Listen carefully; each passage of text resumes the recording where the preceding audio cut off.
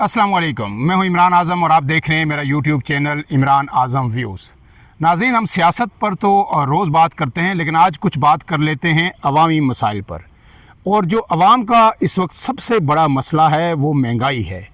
और वो महंगाई आपसे जो है बराह रास्त जुड़ी हुई है इस मुल्क की फूड सिक्योरिटी से। और फूड सिक्योरिटी तभी यकीनी हो सकती है जब आपकी क्रॉप्स, आपकी फसलें यानी बम्पर क्रॉप हो, आपकी ज़रूरत से ज़ायद जो है फसल हो, हर चाहे गंदम हो, गन्ना हो या दिगर जो चावल हो या दिगर फसलें हों। इसमें हमें ये अक्सर जो शिकायत मिलती है कि हमारी जो फ़ी एकड़ पैदावार है वो इंतहाई कम है और हमारी एग्रीकल्चर लैंड भी साथ साथ कम हो रही है, लेकिन हमारी जो फ़ी एकड़ पैदावार है वो नहीं बढ़ रही। जबकि दुनिया इसमें जो है जदीद टेक्नोलॉजी का इस्तेमाल करते हुए अपने जो सीड्स की वैरायटी है उनको बेहतर बनाते हुए बहुत आगे चली गई और वो एक्सपोर्ट करते हैं अपनी जो क्रॉप्स हैं। ऐसे में पाकिस्तान में आप देखते हैं कि हर साल जो है कभी गंदम का बुरान आता है तो फिर उससे आटे की प्राइसेस बहुत ऊपर चली जाती हैं, फिर शुगर का बुरान आता है, चीनी की कीमतें ऊपर चली जाती हैं। पहले हमें ये बताया जाता है कि जी बहुत बड़ी फसल हुई है, अच्छी फसल हुई है, हम जो है गंदम एक्सपोर्ट कर रहे हैं, बरामद कर रहे हैं और फिर उसके बाद हम चीनी बरामद कर रहे हैं। लेकिन कुछ अरसे बाद एक जो है क्राइसिस डिवेल्प हो जाता है कि मुल्क में गंदम की शार्टेज हो गई, चीनी की शार्टेज हो गई, हमें दोबारा वो इम्पोर्ट करनी पड़ती है। ये सारा क्राइसिस है क्या? हमारे साथ मौजूद हैं सीनियर साइंटिस्ट हैं नेशनल एग्रीकल्चर रिसर्च काउंसिल के डॉक्टर सरदार साहिद सरवर साहब। साहब का बहुत शुक्रिया। आपसे ये पूछूंगा कि ये सारा क्राइसिस जो है आप देखते हैं, ख़ास करके जो फूड का क्राइसिस है, यहाँ पे गंदम का है, चीनी का है, यकीनन आप लोग सर जोड़ के बैठते होंगे। बेसिकली मुझे बताइए कि ये क्राइसिस क्या हुकूमत की नाअहली है, एडमिनिस्ट्रेटिव मसला है या एग्रीकल्चर रिसर्च काउंसिल है उसकी कहीं नाअहली है कि हमारे पास क्रॉप इतनी नहीं होती कि हम अपनी जो 25 करोड़ आबादी है उसकी ज़रूरियात को पूरा कर सकें? बहुत शुक्रिया इमरान साहब। जैसे आपने अपनी इंट्रो में बता दिया है कि जब भी कोई क्रॉप आती है तो उसके बाद आप गवर्नमेंट जो है उसको एक्सपोर्ट करती है। तो सबसे पहले तो मैं आपका शुक्रिया अदा करता हूँ कि आप यहाँ पे आए और नेशनल एग्रीकल्चर रिसर्च सेंटर में आप मौजूद हैं। और ये पाकिस्तान एग्रीकल्चर रिसर्च काउंसिल का एक मेन सेंटर है और यहाँ पे तमाम क्रॉप्स पे रिसर्च की जाती है। और ये जब से पीआरसी का क़याम अमल में आया है आज तक पीआरसी के जो रिसर्च है और जो साइंटिस्ट हैं उन्होंने तमाम क्रॉप्स, उनकी बीमारियों के हवाले से, उनकी खादों के हवाले से, उनकी क्रॉप प्रोडक्शन इंक्रीज़ करने के हवाले से और मुल्क की ज़रूरियात पूरी करने के लिए बेशुमार साइंटिस्ट ने काम किया है। वैरायटीज़ उन्होंने इंट्रोड्यूस करवाई हैं और बहुत अच्छी वैरायटीज़ है। अब जहाँ तक बात आ जाती है कि उसके बावजूद ये जो हमारी फूड सिक्योरिटी में ये जो प्रोडक्ट्स हैं, कभी चीनी का बुरान, कभी आटे का बुरान, तो इमरान साहब मैं इसमें आपको ये क्लियर करता जाऊं कि हमारे जो साइंटिस्ट हैं उन्होंने कंटिन्यूसली ऐसी वैरायटीज़ टाइम के साथ इंट्रोड्यूस की हैं जो पर एकड़ पैदावार जो है वो बहुत इंक्रीज़ होती है और बढ़ती है। और ये कंटिन्यूसली इस पे काम हो रहा है। रिसेंटली अभी कोई एक हफ़्ता पहले केपीके में वैक एक इदारा है जो वैरायटीज़ को वेरीफाई करता है और अप्रूव करता है। उसमें हमारे इस इदारे की वैरायटीज़ जो है, राइस की वैरायटीज़, पल्सेस की वैरायटीज़, हमारी जो ऑयल सीड क्रॉप्स हैं उनकी वैरायटीज़ अप्रूव हुई हैं। तो जहाँ तक ये शार्टेज की बात आती है तो वो आपने इंट्रो में जैसे बताया कि जब कोई क्रॉप आती है तो उसकी जो पैदावार होती है वो पाकिस्तानी ज़रूरियात के मुताबिक और पाकिस्तानी आबादी के लिहाज से बिल्कुल सफिशिएंट होती है। लेकिन गवर्नमेंट की पॉलिसीज़ की वजह से वो पहले एक्सपोर्ट की जाती है और उसके बाद जब वो क्राइसिस आते हैं तो फिर वो महंगे दामों बाहर से ख़रीदी जाती है। तो ये गवर्नमेंट की पॉलिसीज़ में कहीं तब्दीली की ज़रूरत है ताकि इन क्रॉप्स की जो पैदावार है, ख़ास तौर पे जो हमारी सीरियल्स क्रॉप्स हैं जिसमें गंदम आ जाते हैं, चावल है, हमारी चीनी है, इसी तरह ये जो क्रॉप्स है जो हम लोग इस्तेमाल करते हैं, पल्सेस हैं, जो पल्सेस हैं, दालें, पल्सेस है की पैदावार पूरे पाकिस्तान में वो सफिशेंट तो नहीं है बट अच्छा। वो इम्पोर्ट की जाती हैं। लेकिन उसमें रोल जो है हमारे साइंटिस्ट का है वो अपनी वैरायटीज़ निकाल लें, प्रोडक्शन के हवाले से टेक्नोलॉजीज़ जहाँ पे हम जो रिसर्च कर रहे हैं उनसे पैदावार जो पर एकड़ है वो इंक्रीज़ हो रही है। बट ये एक गवर्नमेंट को पॉलिसी की ज़रूरत है तब्दीली के लिए تاکہ پورے پاکستان میں پلسیز ہو گئی، آئل سیڈ کراپس ہو گئی، ان کی فارمر ان کو اڈاپٹ کرے اور پھر یہ تاکہ پاکستان امپورٹ نہ کرے۔ اس میں ساحر صاحب ایک بات جو ہے کہ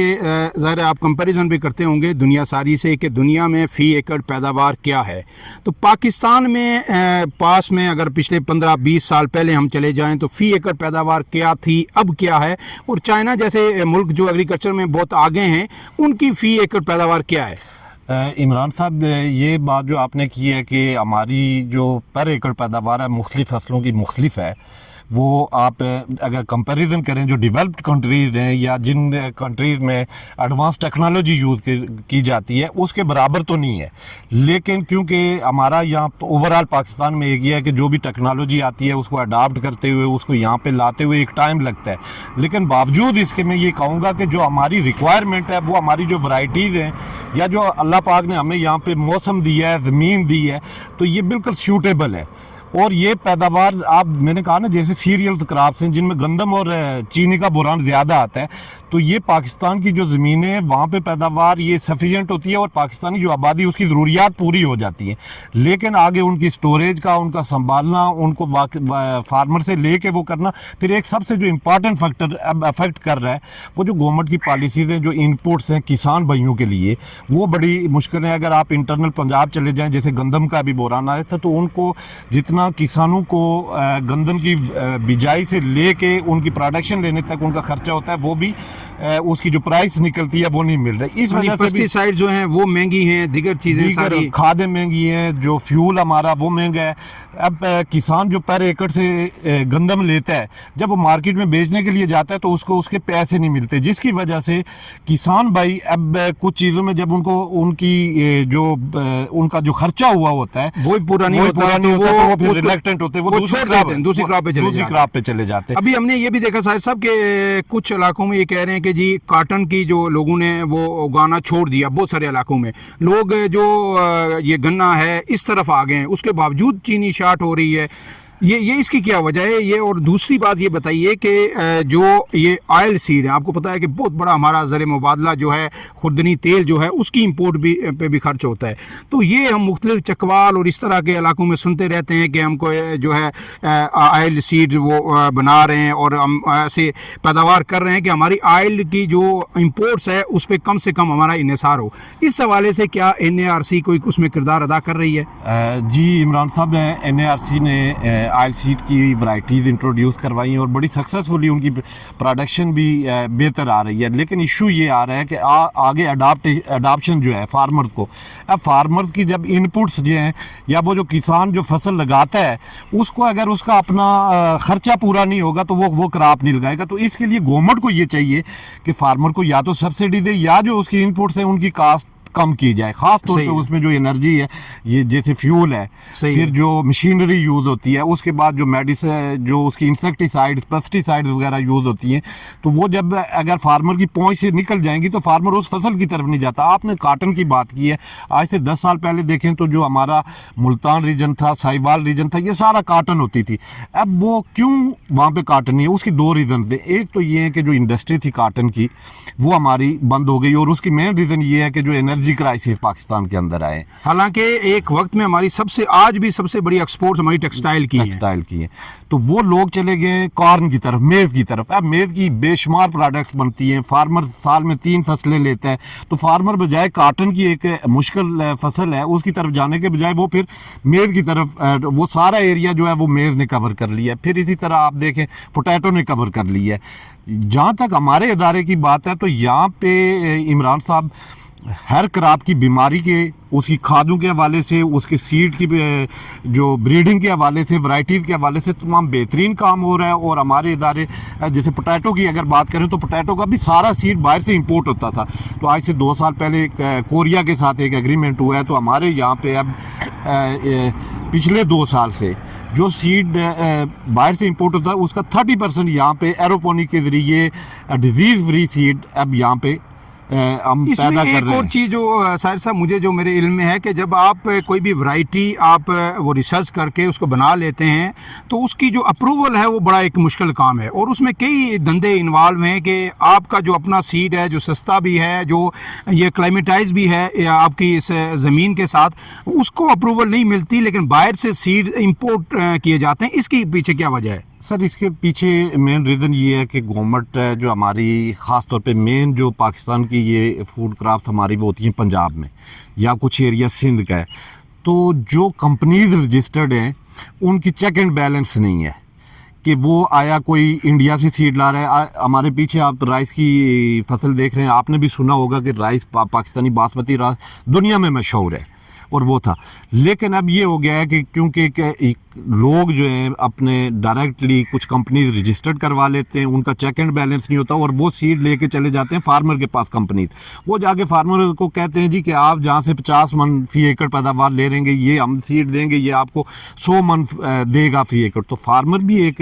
ہماری طرح کا انسان ہے، وہ سوچتا ہے یار مجھے 50 من ملنا تھا تو اب 100 من ملے گا، تو وہ ان کی باتوں میں آ جاتے ہیں. اس میں گورنمنٹ کو چاہیے کہ جو سیڈ کمپنیز رجسٹرڈ ہیں ان کو چیک اینڈ بیلنس وہی سیڈ جا سکے جو سرٹیفائڈ سیڈ ہے فیلڈ میں. اس کے بہت سارے ایشوز آتے ہیں، بیماریاں وہ ساتھ لے کے آتے ہیں، ایسے باہر سے کچھ آتا ہے، پھر فارمر کو وہ پروڈکشن نہیں ملتی اور فارمر کا بھی نقصان ہوتا ہے، اور پھر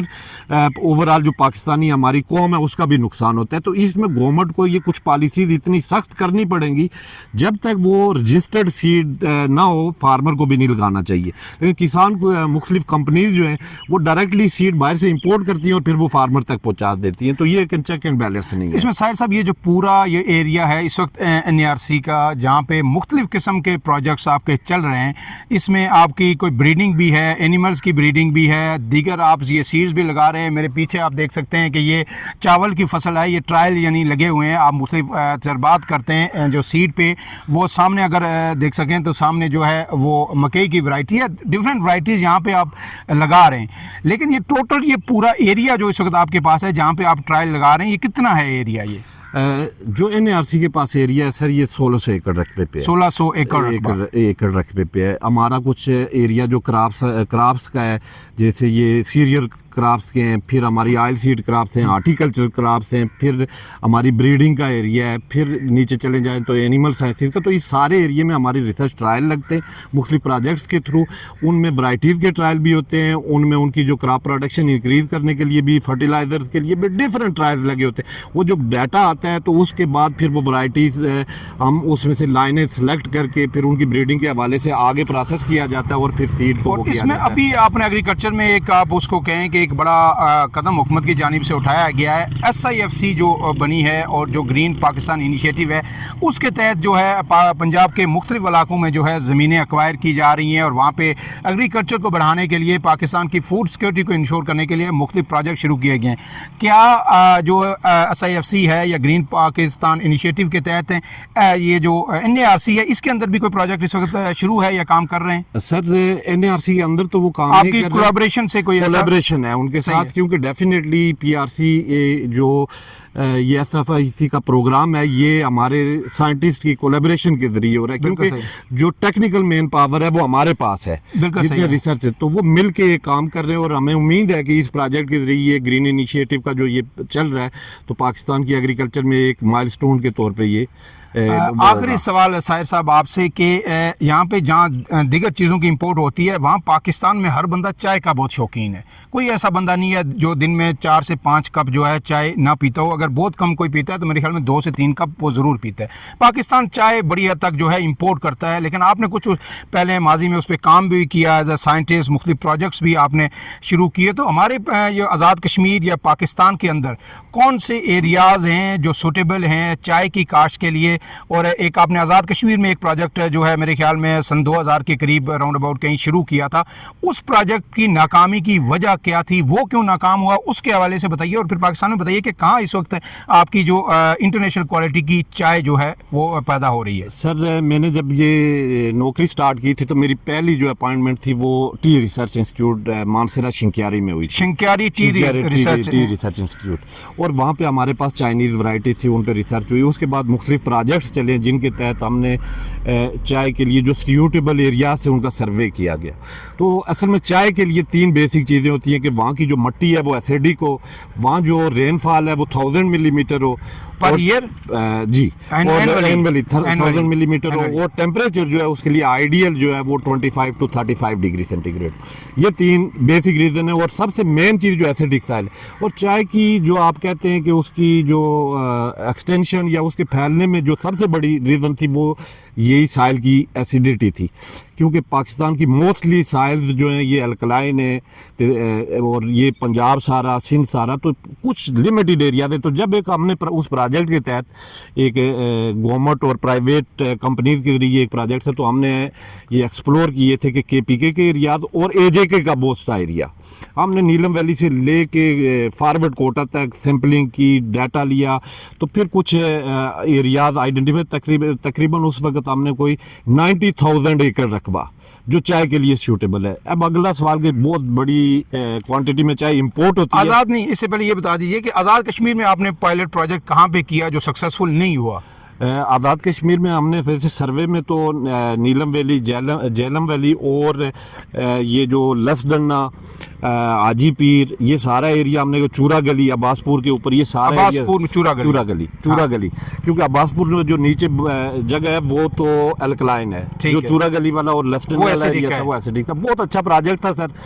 private companies Khawaja foods, Krishi industries and Jaanu group of industries, یہ انہوں نے 1 ارب روپیہ اس پہ انویسٹ کرنا تھا اور گورنمنٹ نے ان کو فیسیلیٹیٹ کرنا تھا. بٹ میں اگر شارٹلی یہ کہوں تو ہماری بدقسمتی ہے آزاد کشمیر کی کہ وہ ایک ایسا پروجیکٹ تھا کہ پاکستان کے اندر صرف AJK کا اتنا بڑا رقبہ جو تھا چائے کے لیے سیوٹیبل تھا. اگر وہ پروجیکٹ کامیاب ہو جاتا تو یہ آزاد کشمیر کی تقدیر بدل سکتا تھا, کیونکہ اس میں کارخانے لگنے تھے, لیبر انوالو ہونی تھی, اور ایک جو پاکستان امپورٹ کرتا ہے سب سے زیادہ یہ کہہ رہے ہیں کہ آزاد کشمیر میں انڈسٹری کوئی نہیں ہے. بار بار ہم کہتے ہیں ہمارا روزگار ہی جو آزاد کشمیر کے لوگوں کا وہ نوکری ہے صرف, اور وہ بھی سرکاری نوکری ہے, فیکٹری کوئی نہیں. تو جب اتنا بڑا ہے کہ بزنس اپورچونٹی ہمیں مل رہی تھی اور سب پروجیکٹ شروع بھی ہوا تھا, تو مجھے اسپیسیفکلی جو ناظرین بھی جاننا چاہیں گے, خاص کر کے آزاد کشمیر کے جو لوگ ہیں, کہ عباس پور کا وہ پروجیکٹ فیل کیوں ہوا, کس کی کوتاہی تھی, بیسک وجہ کیا تھی؟ اگر 1 2 3 3 وجوہات آپ بتا دیں. سر سب سے مین وجہ تو یہ تھی کہ وہاں پہ یہ 2005 میں MOU سائن ہوا تھا. 5 سے لے کے 8 تک ہم نے وہاں پہ کام کیا. اس دوران 3 گورنمنٹس چینج ہو گئی. جیسے کہ آپ جانتے ہیں کہ آزاد کشمیر میں جب گورنمنٹ چینج ہو تو بیوروکریسی چینج, ساری چیزیں پالیسی چینج ہو جاتی ہے, وہ امپیکٹ. تو 3 سال تو وہ بریفنگ میں چاہتا رہا. پھر جو ایریا جب پریکٹیکلی کام سٹارٹ ہوا تو وہاں پہ جو لوگوں کی انلیگل انکروچمنٹ تھی, فارسٹ ایریا جو ایلوکیٹ کیا گیا تھا. اچھا, آپ نے سرکاری زمین اس کے لیے 90 ایئر کا لیز تھا, فارسٹ کی زمین تھی, یعنی کسی کی پرسنل نہیں تھی. اس کے باوجود یہ ہے کہ کیونکہ وہاں کی جو کمیونٹی تھی, صحیح ہے, اس نے وہ پروجیکٹ کامیاب نہیں, اور گورنمنٹ کے جو ادارے تھے جیسے فارسٹ ڈپارٹمنٹ, AJK, یہ سارے کوآرڈینیشن میں کام کر رہے تھے. صحیح ہے. اور وہ اتنا اچھا عمران صاحب پروجیکٹ تھا کہ اس کی ہم نے انوینٹری بنائی تھی کہ وہاں سے کوئی ایک جنگل کا جو پودا ہے وہ نہیں کاٹ سکتے تھے. وہاں ڈسپنسری گورنمنٹ نے بنا کے دینی تھی, بجلی وہاں پہ فیڈرل گورنمنٹ نے پہنچا کے دی, روڈز وہاں پہ پہنچا کے دی, وہیں پہ کارخانہ لگنا تھا, اور 95% وہ اس MOU کے اندر تھا کہ یہی ہمارے لوکل لوگوں کو امپلائمنٹ ملے گی, 5% باہر سے آ سکتے تھے. لیکن اس کے باوجود جو کمپنیز تھی انہوں نے بڑی کوشش کی. ایک دفعہ ان کا ویئر ہاؤس جلا دیا گیا, پھر باقی چیزیں ویئر ہاؤس جلا دیا گیا وہاں کی کمیونٹی کی اس پہ. تو ڈیفینیٹلی اس کے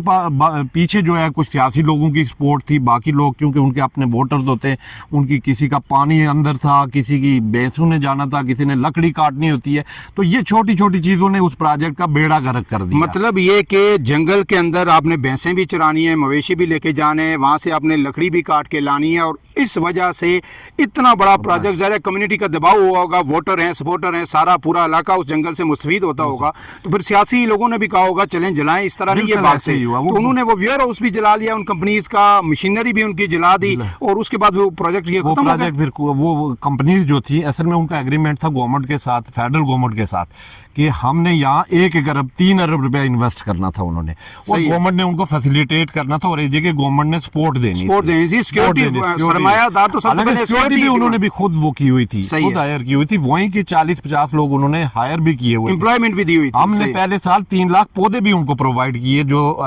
ٹی کی پلانٹیشن سٹارٹ ہو گئی تھی. لیکن وہ لوگوں کی انلیگل انکروچمنٹ اور ان چیزوں نے اس پروجیکٹ کو وہ کیا. آخری بات مجھے بتائیے ساحر صاحب, ایک چائے کا جو پودا ہے, یہ پھل دینے میں جب آپ اس کو لگاتے ہیں تو کتنا عرصہ بعد یہ تیار ہوتا ہے اور اس کے بعد کتنے سال تک یہ پھل دے سکتا ہے آپ کو، اس سے آپ استفادہ کر سکتے ہیں؟ اگر ایک ہمارا پودا لگ جائے تو وہ 4 سے 5 سال میں تیار ہو جاتا ہے، جو تیار ہو جاتا ہے، اور پھر وہ 100 سال 120 سال تک وہ پروڈکشن دیتا ہے، 120 سال تک پروڈکشن دیتا ہے، 5 سال میں تیار ہوتا ہے۔ خالی آپ اس کی یہ تو میرے خیال میں آپ اس کے کلائمیٹ میں کتنا بڑا اثر ہے۔ کلائمیٹ جو ابھی چینج آ رہی ہے، اس میں اگر چائے کے باغات ہمارے آزاد کشمیر کے وہ جو پہاڑ ہیں وہ بالکل خالی ہو رہے ہیں، تو وہاں کے اگر چائے، کیونکہ وہ ایریا سیوٹیبل ہے، تو ہم امید یہ رکھتے ہیں کہ گورنمنٹ کہیں اس چیز پہ انیشیٹو لے اور آزاد کشمیر میں یہ ایک بہت بڑی انڈسٹری بن سکتی ہے۔ ناظرین، ڈاکٹر ساحر صاحب نے آج انتہائی جو ہے مفید اپنے تجربات سے ہمیں آگاہ کیا، بہت ساری چیزوں کے حوالے سے بتایا، چائے کے حوالے سے آپ نے دیکھ لیا کہ کون کون سے